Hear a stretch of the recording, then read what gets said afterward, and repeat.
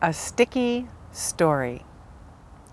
He was born the baby of 4 sons, golden hair and bright blue eyes, a spark of fire. He was curious, a bundle of energy, observing what was all around. He smiled a lot, he played a lot. He had a direct line to the Akashic field, the layer of all the information of everything. He heard, he saw, he experienced. He thrilled at looking at everything. When he looked, he experienced a vibrational wave of deliciousness. He was all eyes, ears, nose, mouth, sensation, and beyond.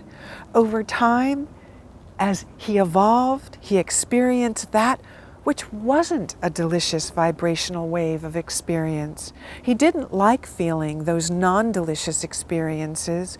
One usually might arrive in the form of intense physical discomfort due to someone speaking in harsh vibrational tones or waving a hand at him with angry force. Bad was the label given to such non-delicious experience. From there, a story, meaning made. It didn't read well, or sound good, or feel good. That story. It wasn't beneficial in any real way that occurred to him. Bad was just plain yucky. It, which he later understood, came from legacy information. Over time, it was passed down by guardians and guardians and more guardians. As he grew, he didn't believe, because of how much bad he experienced, that his guardians were truly guarding his wonderful, delicious, energetic life.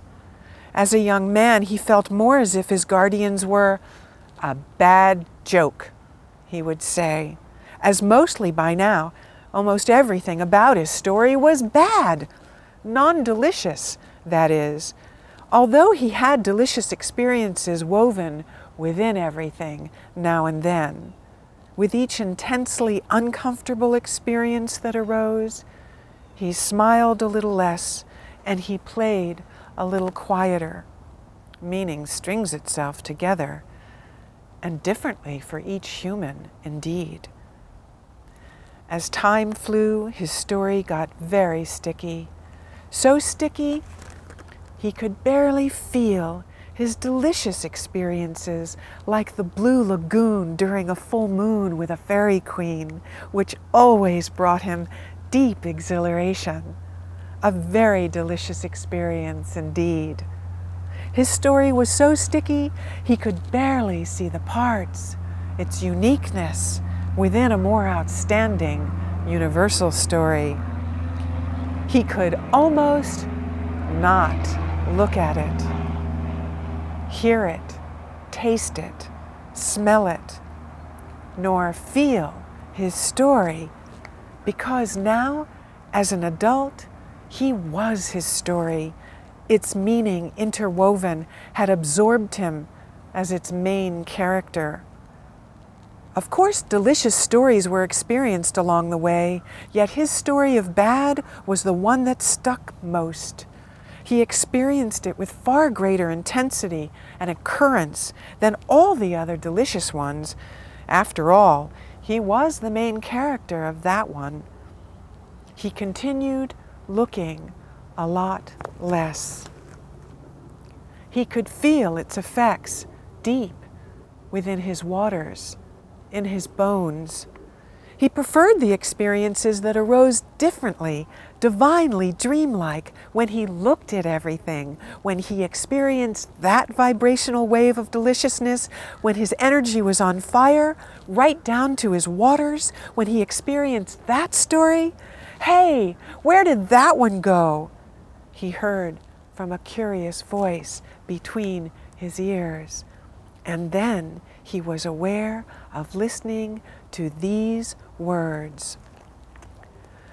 Books are stories we pick and read to be transported into the information there.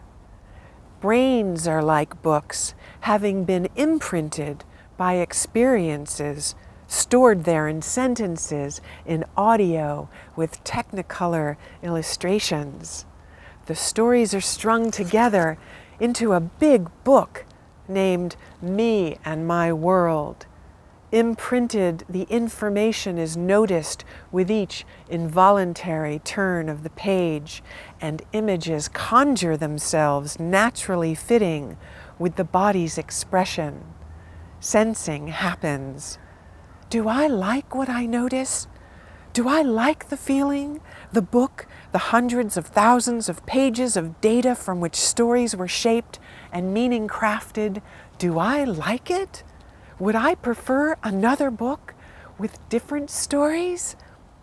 His head tilted ever so slightly to the left, all by itself. In moments, he noticed, he became aware that he was reading his book of stories, the one of thousands. He saw the pages turn ever so quickly. Do I even like many of the stories now? He noticed. No, came the reply. Just then, he did notice what he liked very much. He liked the awareness of looking at his stories. Experiencing the looking was way familiar and comfortable to him in a brilliant sort of way. A page turned to his childhood, and he experienced smiling a lot, playing a lot.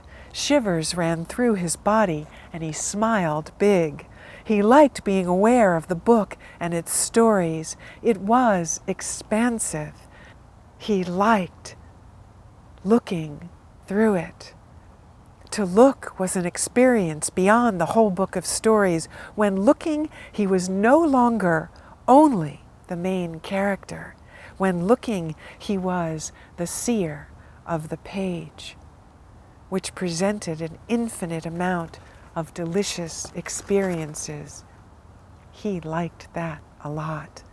And in the moment of noticing his book, his stories unstuck themselves from bad. And 99% of his delicious experiences recorded in that book, in a nanosecond, naturally restrung themselves in the vibrational wave he longed for. Because in noticing his stories, his perspective shifted from one of being the main character to one of being the producer, director, cameraman, scriptwriter, soundtrack engineer, narrator, main character. This felt way better. This was more delicious. This was that experience I loved when I was young. I want this experience always. The voice resonated between his ears. And so, organically, a sticky story dissolved into a vibrational wave of delicious human experience, noticed in a book so large he could hardly contain its joy, and the universe, including humans, flourished. The end.